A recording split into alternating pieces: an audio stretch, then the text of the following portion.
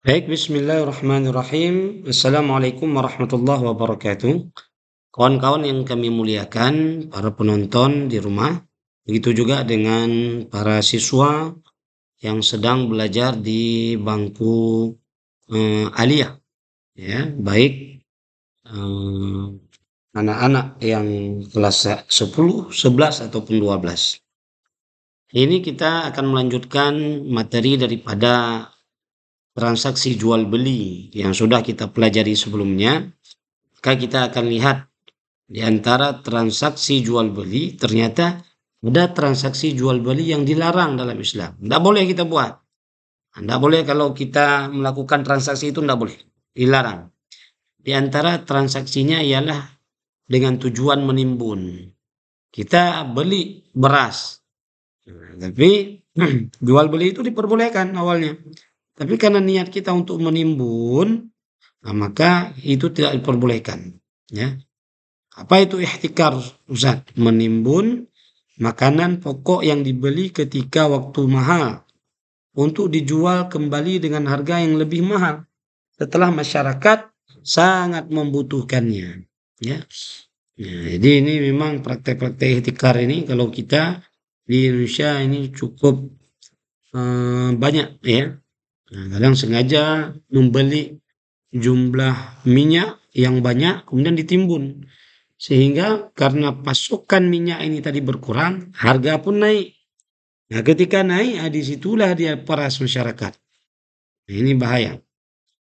Ya, kata Rasulullah, la yahtakir illa khati. Tidaklah orang pelaku penimbun itu kecuali dia melakukan sesuatu dosa besar. Hmm.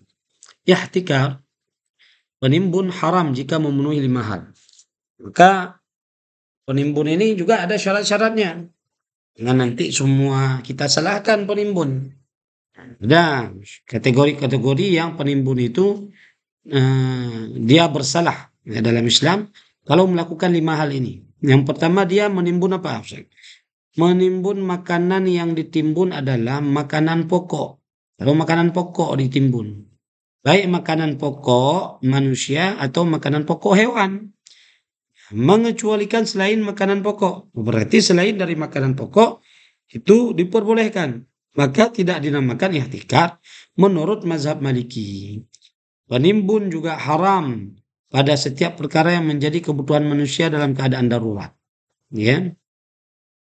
Jadi dalam mazhab Maliki, kalau menimbun sesuatu selain daripada makanan pokok, baik makanan pokok manusia ataupun hewan ataupun kebutuhan manusia yang itu masuk dalam kategori keadaan darurat, nah, itu tidak diperbolehkan kita melakukan timbunan. Ya.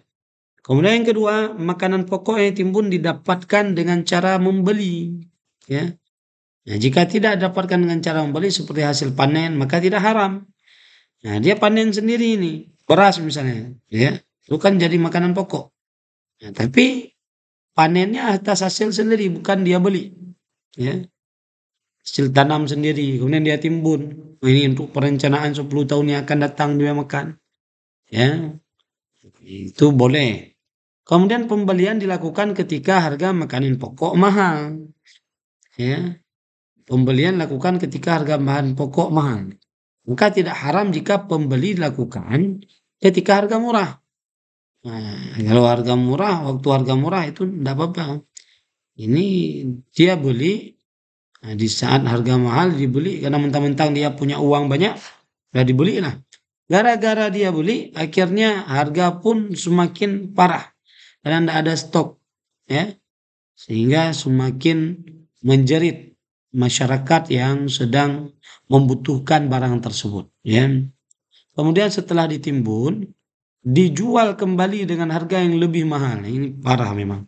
Jika penimbun atas dasar untuk dikonsumsi pribadi atau keluarga sendiri atau untuk dijual lagi namun tidak dengan harga yang lebih mahal, maka itu diperbolehkan, tidak menjadi sesuatu hal yang haram. Ya. Kemudian yang kelima, penjualan setelah penimbunan dilakukan ketika keadaan masyarakat sangat membutuhkan. Ya. Itu tidak boleh. Kemudian ada juga ya di antara jual beli yang lain yang diharamkan, nggak boleh kita lakukan, yaitu najasyi. Najsyi ya, najsyi. Apa itu Ustaz? Menawar barang dengan cara meninggikan harga bukan karena ingin membeli. Ini biasanya waktu kita melakukan lelang, ya. Dilelang sebuah mobil misalnya. Tapi mobil itu waktu dilelang, antara orang yang melelang itu dengan orang yang menawar harga lelang, itu ada kesepakatan sebagian. Nah, "Hai kamu, kan, dapat fee nih dari saya, tapi kamu berpura-pura menjadi seorang pembeli. Nah, nanti kamu tawarkan harga, yang lebih mahal dari orang. Nah, supaya orang pun nanti terpicu dia untuk mengambil dengan harga di atas itu lagi. Padahal dia nggak ada rencana ingin beli. Nah, maka ini dilarang dalam Islam. Kemudian, eee, menawar atas tawaran orang, ya. Al-bai' ala bai' akhih, ya. Jual beli terhadap, jual beli saudaranya. Ataupun misalnya kita sudah booking suatu, ya. Datang orang menawarkan, "Ini HP ini saya beli dengan harga lebih mahal daripada, eee, si dia beli, gimana? Boleh?" Nah, ini dilarang, nggak boleh ya. La bai'a ala bai' akhih, ya. Kemudian mengandung unsur membantu kemaksiatan, ya. Jual beli memang, jual beli pisau, jual beli pisau. Tapi tahu nih si penjual bahwa pisau itu akan digunakan untuk membacok orang. Nah, itu nggak boleh dijual, ya. Karena dia tahu nih bahwa di dalamnya mengandung unsur kemaksiatan. Nah, padahal jual beli pisau boleh-boleh saja, perbolehkan. Tapi karena dia tahu, ya, misal si pembeli bilang, "Ada pisau dijual di sini." "Oh, ada Pak." "Untuk nah, pisau yang mana?" Ya, ditanya sama penjual. "Pisau yang bisa untuk mudah saya membunuh orang."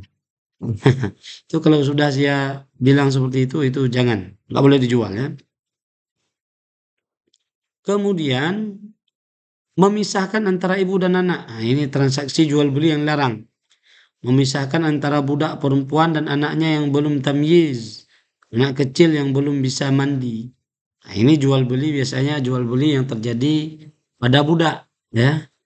Nah, ada tuan menjual anak si budak. Nah, budak punya anak. Kemudian anaknya itu dijual sama tuan budaknya ini kepada orang lain. Sedangkan umurnya masih kecil. Ya, belum tamyiz lagi. Anak kecil yang belum bisa mandi, ya. Makan pun belum bisa sendiri, ya. Nah, maka dengan cara dijual atau diberikan kepada orang lain, maka menurut Imam Al-Ghazali ini sesuatu hal yang berlaku, kejam, ya, nggak boleh. Dilarang dalam Islam. Ya, maka, eee, jual beli yang mengandung unsur-unsur yang sudah kita bahas ini tadi, kawan-kawan, ini termasuk transaksi jual beli yang dilarang, ya. Mudah-mudahan bisa bermanfaat kepada kawan-kawan semuanya. Assalamualaikum warahmatullahi wabarakatuh.